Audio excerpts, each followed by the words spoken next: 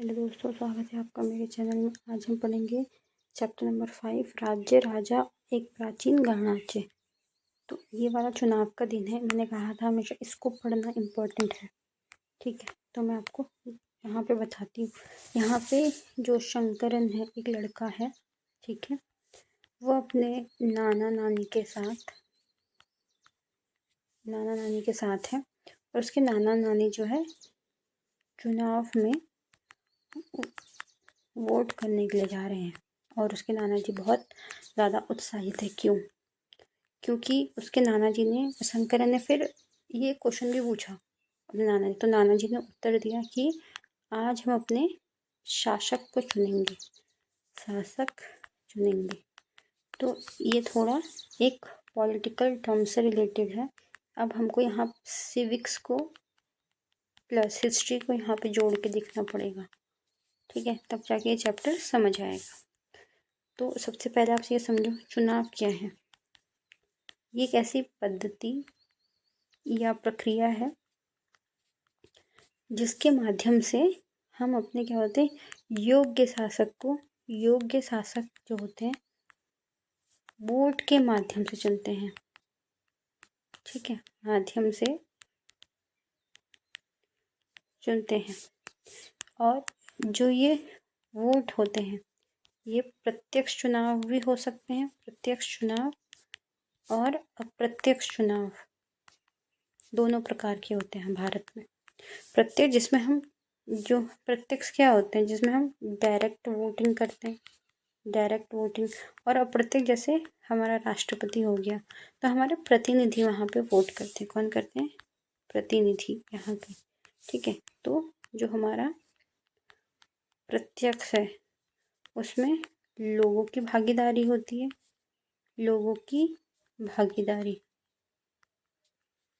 जबकि अप्रत्यक्ष चुनाव में आपके प्रतिनिधियों की भागीदारी होती है। ठीक है, तो आपको ये समझ आ गया होगा। चलो अब आगे बढ़ते हैं। कुछ लोग शासक कैसे बनते हैं। लगभग 50 वर्षों पहले हम शासकों का चुनाव मतदान के जरिए करते आ रहे हैं।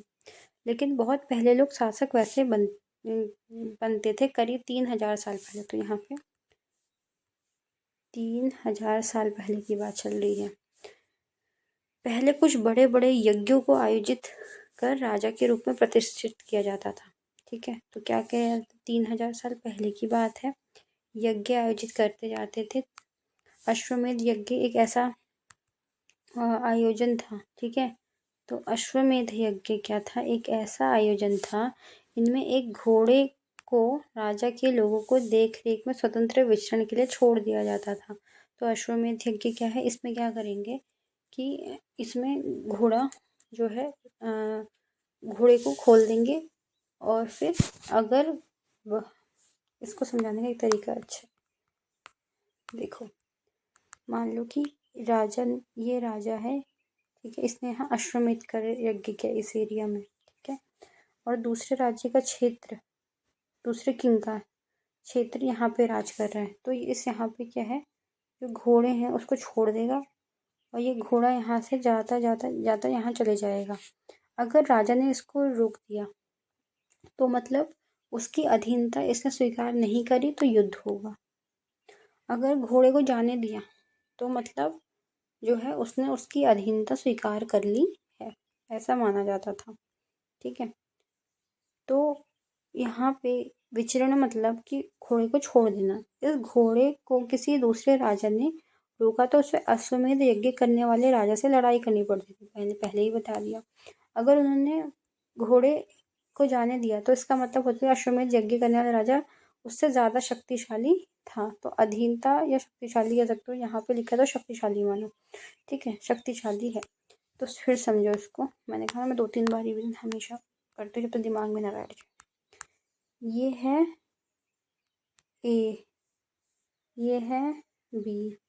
ए ने क्या किया? अश्वमेध यज्ञ किया। इसने घोड़ा छोड़ा, ये घोड़ा गया, ये चलता गया और यहाँ बाउंड्री पार कर दी। ठीक है, तो मतलब ये जो शासक है ये शक्तिशाली है। क्या है, अगर बी ने इस घोड़े को यहीं पे रोक लिया, यहीं पे रोक लिया, ठीक है, तो युद्ध करना पड़ेगा। बस इतनी सी बात है। अगर इन्होंने घोड़े जाने दिया तो इसका मतलब राजा जो है शक्तिशाली है।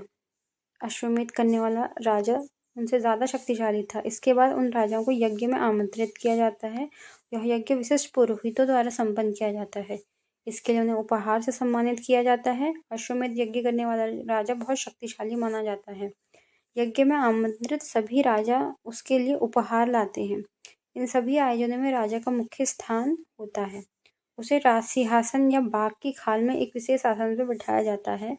युद्ध क्षेत्र में राजा का सारथी ही उसका सहचर होता है। यज्ञ के अवसर पर वह राजा की विजयों तथा अन्य गुणगानों को गान करता है। राजा के सगे संबंधी, खासकर रानी और पुत्र, छोटे छोटे अनुष्ठान करने होते हैं। अन्य सारे राजाओं को काम सिर्फ बैठ के यज्ञ को पूरा की प्रक्रिया करना भर था। राजा के ऊपर पुरोहित पवित्र जल के छिड़काव के साथ साथ अन्य कई अनुष्ठान करते थे। विष अथवा वैश्य जैसे सामान्य लोग उपहार लाते थे, जिन्हें पुरोहित शूद्र मानते थे।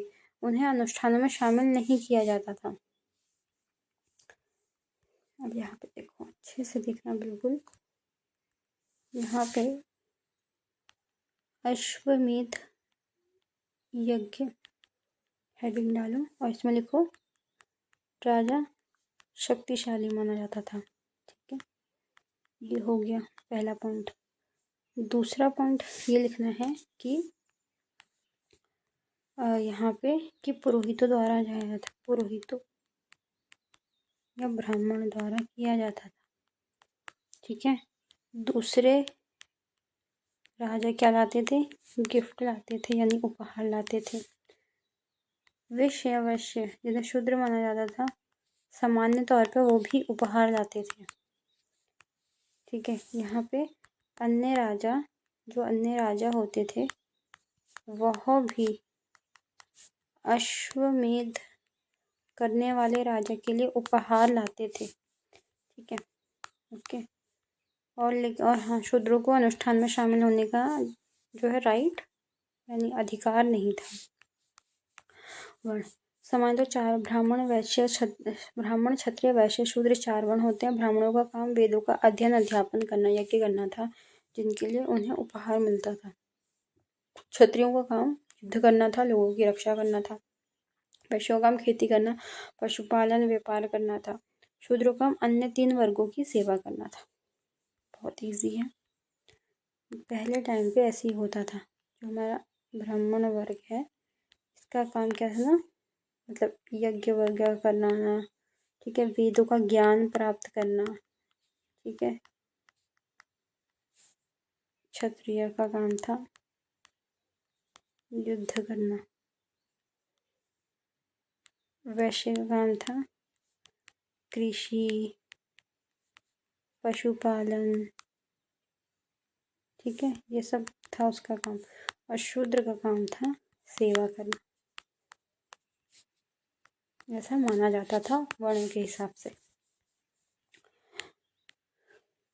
यह चित्रित धूसर पात्र, इस तरह के पात्रों में ज़्यादा थालियाँ कटोरियाँ ही मिली हैं। ये पात्र बहुत ही पतली सतह के, सुंदर चिकने, शायद इसका प्रयोग खास मौके पर महत्वपूर्ण लोगों को भोजन परोसने के लिए किया जाता था। ये वाला है। फिर है जनपद। महायज्ञ को करने वाले राजा अब जन के राजा ना होकर जनपदों के राजा माने जाते थे। यहाँ कहा जा रहा है जो महायज्ञ को करने वाले राजा जो है राजा ना होकर जनपदों के राजा माने जाते थे। जनपद का शाब्दिक अर्थ है जन, बसने की जगह होता था। कुछ महत्वपूर्ण जनपद मानचित्र 4 में दिखाया गया है। पुरातत्वविदों ने इन जनपदों की कई बस्तियां की खुदाई की है। दिल्ली के पुराना किला, उत्तर प्रदेश में मेरठ के बाद हस्तिनापुर और एटा के बाद अतरंजी खेड़ा इसके प्रमुख स्थान हैं। खुदाई से पता चला है कि लोग झोपड़ियों में रहते थे। कहाँ रहते थे? झोपड़ियों में। मवेशी तथा अन्य जानवरों को पालते थे। वे चावल, गेहूं, धान, जौ, दालें, गन्ना, तिल, सरसों जैसी फसलें उगाते थे। तो यहाँ पे कहा जा रहा है कि दिल्ली का पुराना किला, उत्तर प्रदेश का मेरठ के पास हस्तिनापुर और एटा के पास अतरंजी खेड़ा इसके प्रमुख है। खुदाई से पता चला है कि लोग झोपड़ियों में रहते थे और मवेशी तथा अन्य जानवरों को पालते थे। वे जानवर गेहूँ, धान, जौ, गन्ना, तिल ये सब उगाते थे। लोग मिट्टी के बर्तन भी बनाते थे। इनमें कुछ धूसर और कुछ लाल रंग के होते थे। ठीक है, धूसर और कुछ लाल। इन पुरास्थल में कुछ विशेष प्रकार के बर्तन मिले हैं जिन्हें चित्रित धूसर पात्र के रूप में जाना जाता है। जैसा कि इनके नाम से ही स्पष्ट है कि इन बर्तनों में चित्रकारी की गई है और आमतौर पर सरल रेखाओं को ज्यामितीय आकृतियों के रूप में है। महाजनपद। करीब 2500 साल पहले कुछ जनपद अधिक महत्वपूर्ण हो गए, इन्हें महाजनपद कहा गया था। मानचित्र 4 में कुछ महाजनपदों को दिखाया गया। अधिकतर महाजनपद की एक ही राजधानी होती थी। कई राजधानियों में किलेबंदी की गई थी, अर्थात चारों ओर लकड़ी, ईंट, पत्थर का ऊंची दीवार बनाई गई थी। तो यहाँ पर लकड़ी जो है इम्पोर्टेंट है यहाँ कि जो महाजनपद है, कई महाराज किलेबंदी की गई थी और को चारों ओर से लकड़ी, ईंट, पत्थर से ऊंची दीवारें से बनाया गया था। यह महत्वपूर्ण महाजनपद और नगर।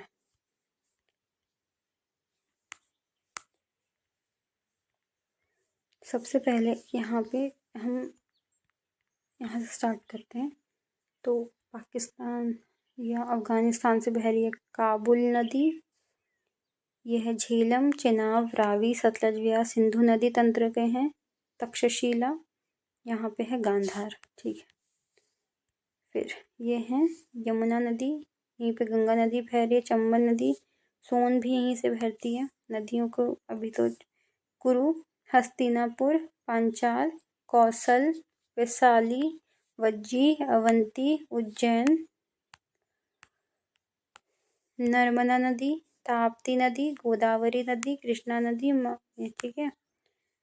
और यहाँ है वज्जी, अंग, मगध। तो टोटल 16 महाजनपद थे। अब यहाँ पे देखते हैं कितने महाजनपद दे रखे हैं। एक तो है अंग, वज्जी 2, वैशाली 3, मगध 4, हस्तिनापुर 5, गांधार तक्षशिला 6, कौशाम्बी 7, उज्जैनी 8। तो इतने कुछ नाम दे रखे हैं। राजगृह 7। ठीक है, वैसे तो टोटल 16 महाजनपद हैं जिनकी सूची मैं आपको लास्ट में प्रोवाइड कर दूंगी। ऐसा लगता है कि लोगों ने अन्य राजाओं के आक्रमण से डर के अपनी सुरक्षा के लिए इन किलों का निर्माण किया होगा। कुछ राजा अपनी राजधानी के चारों ओर विशाल, ऊंची, प्रभावशाली दीवारें खड़ी कर अपनी समृद्धि और शक्ति का प्रदर्शन करते थे। इस तरह के किले के अंदर रहने वाले लोगों ने उस क्षेत्र पर नियंत्रण रखना भी सरल हो जाता होगा।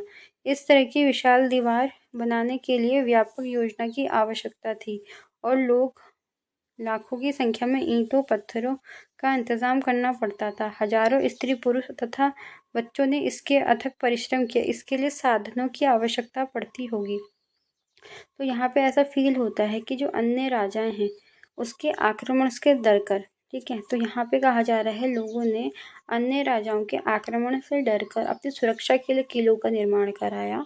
कुछ राजा अपनी राजधानी के चारों ओर ऊंची ऊंची प्रभावशाली दीवारें बनाते थे जो समृद्ध और शक्ति का प्रदर्शन करते थे। इस तरह के किले अंदर रहने वाले लोगों और उस क्षेत्र पे अपना जो कंट्रोल था उसको रखना सरल हो जाता था। और विशाल दीवार बनाने के लिए व्यापक योजना यानी कि एक प्री प्लान जो है कि उसकी आवश्यकता होती थी। लाखों की संख्या में ईंटों, पत्थरों का इंतजाम किया जाता था। हजारों स्त्री पुरुष अपने अथिक परिश्रम किया होगा। इसके लिए संसाधनों की आवश्यकता भी पड़ती होगी। कौशाम्बी किले की दीवार, यह चित्र आधुनिक उत्तर प्रदेश के इलाहाबाद के पास मिली है। ईंट की दीवार के अवशेष हैं। इसका मतलब 25 साल पहले हुआ था। ये है चित्र। अब राजा सेना रखने लगे थे। धीरे धीरे अब सेना पे आ रहे हैं क्योंकि पिछले चैप्टर में हमने पढ़ा था कि उनके पास कोई स्थायी सेना नहीं थी, लेकिन अब यहाँ पे स्थायी सेना का हमको दिख रहा है धीरे धीरे। सिपाहियों को नियमित वेतन देकर पूरे साल रखा जाता था। क्या करा जाता था, जो सिपाही हैं उन्हें हम वेतन भी देते थे। कुछ भुगतान संभवतः आहत सिक्कों के रूप में होता होगा जिन्हें हम चैप्टर 8 में पढ़ेंगे। महाजनपदों के जो हैं राजा विशाल किले बनवाते थे, बड़ी सेना रखते थे, इसलिए प्रचुर संसाधनों की आवश्यकता होगी। यानी जब किले बनाएंगे तो लकड़ी, पत्थर, ईंट सबकी ज़रूरत पड़ती होगी और एक बड़ी सेना भी चाहिए होगी राजा को, उनको सैलरी भी देनी पड़ेगी और बहुत सारे संसाधनों की भी आवश्यकता है, इसीलिए उन्हें कर्मचारियों की भी आवश्यकता होती होगी। अन्य महाजनपदों के राजा लोग समय-समय पर लाए गए उपहारों पर निर्भर न रहकर नियमित रूप से कर वसूलने लगे। फसलों अब देखो धीरे-धीरे अब उपहार पे ही जो है आपको रिलाई नहीं करेगा राजा, अब वो कर वसूलेगा, टैक्स लेगा, फसलों पे कर लगाएगा, कारीगरों के ऊपर कर लगाएगा, पशुपालक जानवरों के उत्पादन के रूप में कर देना पड़ेगा, व्यापारियों को सामान पे कर देना पड़ेगा, आखेट तथा संग्राहकों को जंगल में प्राप्त वस्तुएं देनी पड़ेगी। तो यहाँ पे कहा जा रहा है कि जो है हम क्या कर रहे हैं, हम यहाँ पे फसलों पे कर लगा रहे हैं, कोई व्यापार, पशुपालन, कृषि कर तो उस पे कर लगा रहे हैं, हम कारीगरों के ऊपर कर लगा रहे हैं, व्यापारी के ऊपर कर लगा रहे हैं, आखेट और संग्राहक जो जंगल से वस्तुएं वहाँ से आती हैं उसको देने के लिए उस रूप में वो कर लेते थे। कृषि में परिवर्तन, इस युग में कृषि के क्षेत्र में 2 परिवर्तन हुए। हल के फाल अब लोहे के बनने लगे, पहले जो है लकड़ी के बनते होंगे आई थिंक, तो फिर अब लोहे पे आ रहे हैं सीधे-सीधे। अब कठोर जमीन को लकड़ी के फाल की तुलना में लोहे के फाल से आसानी से जोता जा सकता है, इससे फसलों की उपज बढ़ेगी। दूसरे लोगों ने धान के पौधे का रोपण शुरू किया। क्या करेंगे पहले, ये मान लो यहाँ पे धान के बीज बो दिए, अब वो इतने क्षेत्र में बीज बो, अब इसी को उखाड़ कर निकाल के जड़ से फिर यहाँ जो है नहरों से जो है यहाँ पानी आएगा। जब नहर से यहाँ पानी मौजूद आएगा, ये पानी से भर जाएगा तो इन जो हमने निकाल रखे हैं जड़ से जो धान उग चुके हैं, फिर उनको पानी में फिर से सींचा जाएगा यहाँ पे, तो फिर इसको फिर अलग से यहाँ पे इतनी दूरी पे लगाया जाता है, तो इसे रोपण कहा जाता है, रोपण कार्य कहा जाता है। अब पहले की तुलना में बहुत ज़्यादा पौधे जीवित रह जाते थे, इसलिए पैदावार भी अच्छी होने लगी थी। सूक्ष्म निरीक्षण माइक्रो, यहाँ पे हम देखेंगे जो है यहाँ पे मगध, मगध बिहार में है, हमने पिछले चैप्टर्स में भी पढ़ा है। लगभग 2 साल पहले के भीतर मगध सबसे महत्वपूर्ण जनपद बन गया। गंगा और सोन जैसी नदियों मगध से होकर गुजरती और बहती थी। यातायात, जल वितरण, बहुत उपजाऊ क्षेत्र था ये, तो यहाँ जो है नदियाँ भी जो है पास ही में थी, तो अच्छी उपजाऊ, फर्टिलिटी बहुत अच्छी थी ज़मीन की। यातायात के साधन थे, ज़मीन को उपजाऊ बनाने के लिए बहुत महत्वपूर्ण थी। मगध का एक हिस्सा जंगलों से भरा था। ठीक है, जंगल भी होंगे तो संसाधन बहुत ज़्यादा मौजूद होंगे। इन जंगलों में रहने वाले हाथियों को पकड़ के उन्हें प्रशिक्षित कर काम लिया जाता था। यही नहीं, जंगलों में घर, गाड़ियाँ तथा रथ बनाने के लिए लकड़ी भी मिलती थी। इसके अलावा इस क्षेत्र में लोहे, अयस्क की खदानें हैं, मजबूत औजार और हथियार बनाने के लिए बहुत ही उपयोगी हैं। मगध के 2 बहुत शक्तिशाली शासक बिंबिसार और अजातशत्रु अन्य जनपदों के जीतने के लिए संभव साधन अपनाते थे।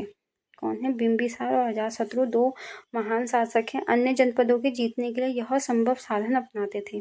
महापद्मानंद और एक महत्वपूर्ण शासक थे। उन्होंने अपने नियंत्रण का क्षेत्र इस उपमहाद्वीप के उत्तर पश्चिमी भाग तक फैला दिया। उत्तर पश्चिम भाग यानी कि इस भाग में ये प्लस का साइन, ये हो गया उत्तर पश्चिमी भाग। ठीक है, बिहार के राजगीर, आधुनिक राजगीर कई सालों तक मगध की राजधानी बनी रही। बाद में पाटलिपुत्र, आज का पटना, राजधानी बनी।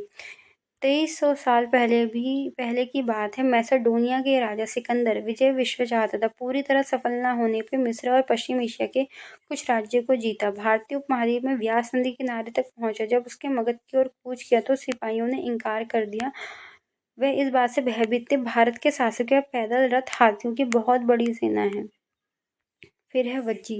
जैसा कि तुमने ऊपर पढ़ा है कि मगध एक शक्तिशाली शासक बन गया है, उसके नज़दीक ही वज्जी राज्य है, जिसकी राजधानी वैशाली यानी बिहार थी। वहाँ एक अलग किस्म की शासन व्यवस्था थी जिसे गण तथा संघ कहा जाता है।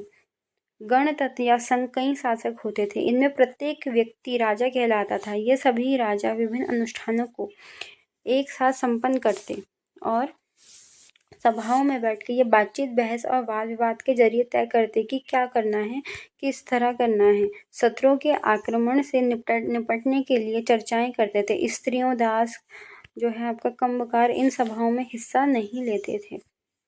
वज्जी संघ का वर्णन दिग्ग निकाय में किया गया है। इंपॉर्टेंट है, दिग्ग निकाय में किया गया है। दिग्ग निकाय प्रसिद्ध बौद्ध ग्रंथ है जिसमें बुद्ध में कई व्याख्यान दिए हैं। 2300 साल पहले लिखा गया। अजातशत्रु और वज्जी संघ। अजातशत्रु वज्जी संघ आक्रमण करना चाहता था। उन्होंने मंत्री वस्कार को बुद्ध के पास सलाह के लिए भेजा। बुद्ध ने पूछा कि क्या वज्जी सभाएं नियमित रूप से होती हैं तथा उनमें सभी सदस्य उपस्थित होते हैं। जब उन्हें पता चला कि ऐसा होता है कि उन्हें वज्जीवासी तब तक उन्नति करते रहेंगे जब तक वे पूर्ण नियमित सभाएं करते रहेंगे, आपस में मिलजुल के रहेंगे, पारंपरिक नियमों का पालन करेंगे, बड़ों का सम्मान, समर्थन और बातों पे ध्यान देंगे।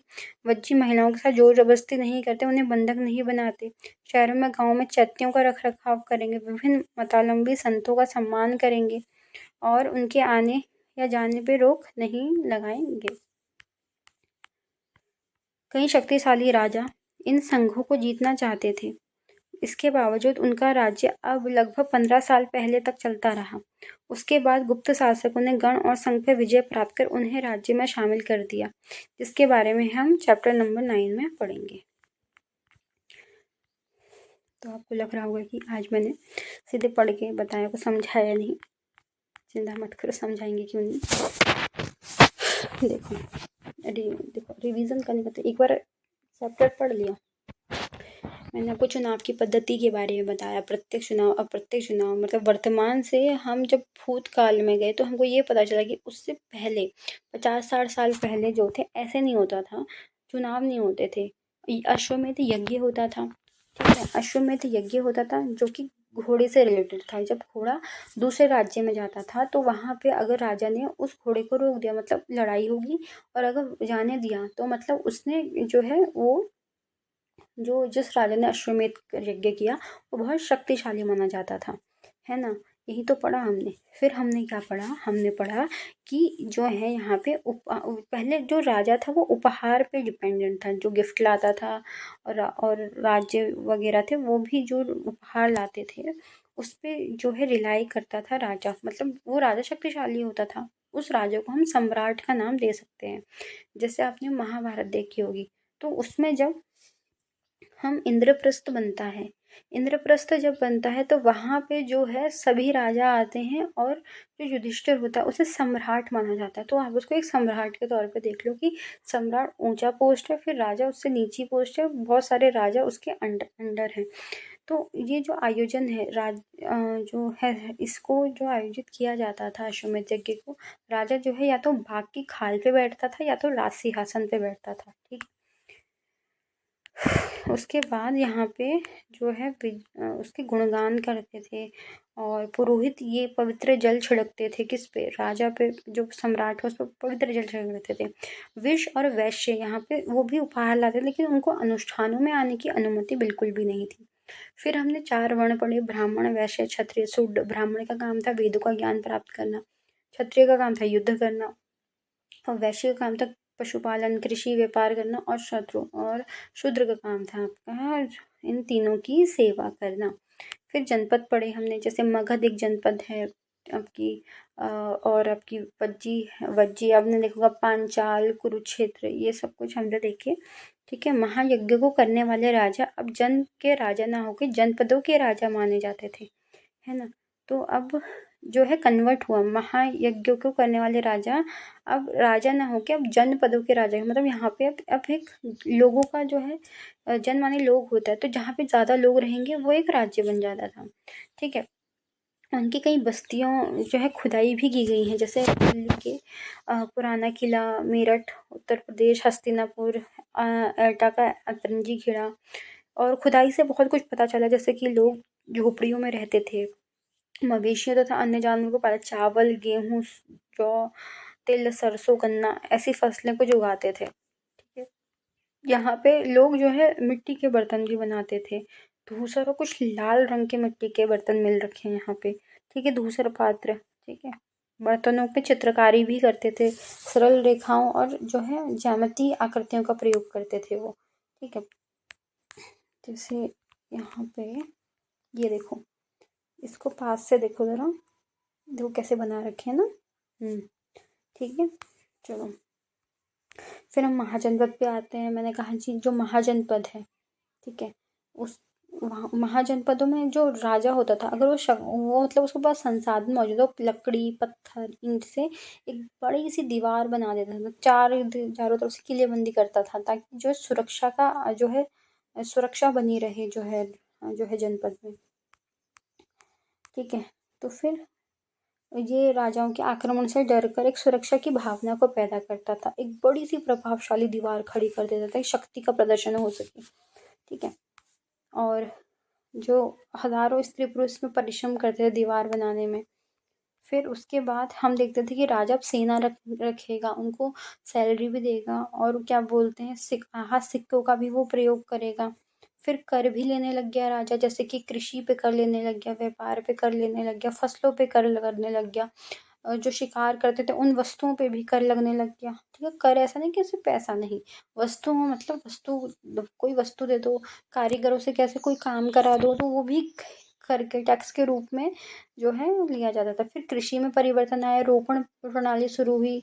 ठीक है। रोपण प्रणाली शुरू हुई, फिर जो है पौधे जो है उनका जो विस्तार होने लग गया, मतलब पैदावार का। फिर मगध के बारे में पढ़ा। मगध जो है 200 साल पहले, मगध जो है आधुनिक बिहार है, वहाँ पे तक गंगा और सोन नदी के वहाँ पर बहुत उपजाऊ क्षेत्र था। यातायात के साधन अच्छे थे, संसाधन बहुत अच्छे थे, जल वितरण बहुत अच्छे तरीके से होता था। और मगध का एक हिस्सा जंगलों से था, जंगलों से घिरा हुआ था, तो जंगल से संसाधन मिलेंगे। ठीक है। हाथियों को पकड़ के उनको क्या बोलते हैं प्रशिक्षण दिया जाता था। और रथ वगैरह, घर, गाड़ियाँ, ये सब कुछ हुआ करती थी। गाड़ियों का मतलब जो आज की गाड़ियाँ वो नहीं है, उस टाइम के क्या बोलते हैं पहिए वगैरह का आविष्कार बहुत पहले हो चुका था, तो फिर उसी से क्या बोलते हैं वैसे बैलगाड़ी हो गई। ठीक है। इस तरीके से बिंबिसार अजातशत्रु जो है बहुत ज़्यादा शक्तिशाली राजा थे, और महापद्मानंद एक बहुत महत्वपूर्ण शासक माना जाता है। इन्होंने उत्तर पश्चिम भाग तक पूरा राज कर रखा है। ठीक है। पाटलिपुत्र आज का पटना इनकी राजधानी रही है। पहले राजगृह हुआ करते थे मगध की राजधानी, फिर पाटलिपुत्र हुआ करती थी। तत्पश्चात उसके बाद हम देख सकते हैं कि 23 साल से पहले भी बात ही मैसेडोनिया का राजा सिकंदर विश्व विजय करना चाहता था। जो मैसेडोनिया है वो जो है 23 साल से पहले मैसेडोनिया के राजा सिकंदर विश्व विजय करना था। पूरी तरह सफल न होने पर भी मिस्र को पश्चिम एशिया के कुछ राज्यों को जीतना हुआ भारतीय उपमहाद्वीप के व्यास संधि किनारे तक पहुंच गया था। तब उसने मगध की ओर कूच किया। किसने? मैसेडोनिया का सिकंदर। लेकिन जो सिकंदर की जो सेना थी उसमें था उनके पास तो बहुत सारे रथ है, और क्या बोलते हैं घोड़े हैं, हाथी हैं, तो वापस चले गए थे। ठीक है। फिर वज्जी आया। जो वज्जी है मगध शक्तिशाली राज्य बन गया था, वैसे ही वज्जी एक राज्य था जिसकी राजधानी वैशाली बिहार थी, और यहाँ शासन व्यवस्था अच्छी थी। गण संघ भी थे यहाँ। गण संघ के कई शासक थे, प्रत्येक व्यक्ति राजा कहलाता था, और विभिन्न अनुष्ठान होते थे। बहस में वाद विवाद के जरिए करते थे, और बहुत अच्छे से। तो यहाँ पे जो वज्जी संघ का वर्णन दिग्ग निकाय में किया गया है, दैट इज इम्पोर्टेंट। किसमें? दिग्ग निकाय में किया गया है। दिग्ग निकाय जो है बौद्ध ग्रंथ है, जिसमें बुद्ध के कई व्याख्यान है, जो कि 2300 साल पहले का है। तो जो है अजातशत्रु के एक मंत्री वत्सकार जो है बुद्ध से पूछने के लिए गए हैं, क्या हम वज्जी पे विजय प्राप्त कर सकते हैं? तो बुद्ध ने कहा कि अगर वो पूर्ण नियम, अगर वो इन चीज़ों का पालन करते रहेंगे तो कभी नहीं हो सकता। अगर इनसे कहीं हट गए, भटक गए, तो फिर क्या बोलते हैं हो भी सकता है कि वज्जी आपके पास आ जाए। तो उन्होंने कहा कि उनकी उन्नति के कारण है वो पूर्ण और नियमित रहते हैं, बहस करते रहते हैं। बहस का मतलब है क्या बोलते हैं आपका जो है बातें करते रहते हैं, मतलब सम्मान समर्थन। ठीक है। वैसी बहस का मतलब यहाँ पे वैसी बहस नहीं कह रही हूँ, मतलब बहस से कोई कंक्लूजन निकलेगा, और अगर वो उनके पक्ष में होगा तो बहुत अच्छी बात है। फिर वो मिलजुल के भी तो रहेंगे, नियमित करेंगे, पारंपरिक नियमों का पालन करेंगे, सम्मान समर्थन, स्त्रियों की जो है महिलाओं को बंधक नहीं बनाएंगे, चैतन्यों का रख रखाव करेंगे, और मतौलियों का सम्मान करेंगे। और यही संघ को जीतना कई शक्तिशाली राजा संघ को जीतना चाहते थे। इसके बावजूद उसका राज्य अब लगभग 1500 साल पहले तक चलता था। उसके बाद गुप्त शासकों ने गण तथा संघ विजय प्राप्त कर उन्हें अपने राज्य में शामिल कर लिया था। ठीक है। तो आई होप ज़्यादा बड़ा चैप्टर नहीं था। ठीक है। ये देखो, ये है कुछ उपयोगी शब्द: राजा, अश्वमेध यज्ञ, वर्ण, जनपद, महाजनपद, किलेबंदी, सेना, कर, पौधरोपण, गण अथवा संघ। ये सब कुछ हमने पढ़ लिया। ज़्यादा बड़ा चैप्टर नहीं था, और मैंने अच्छे से समझा भी दिया है।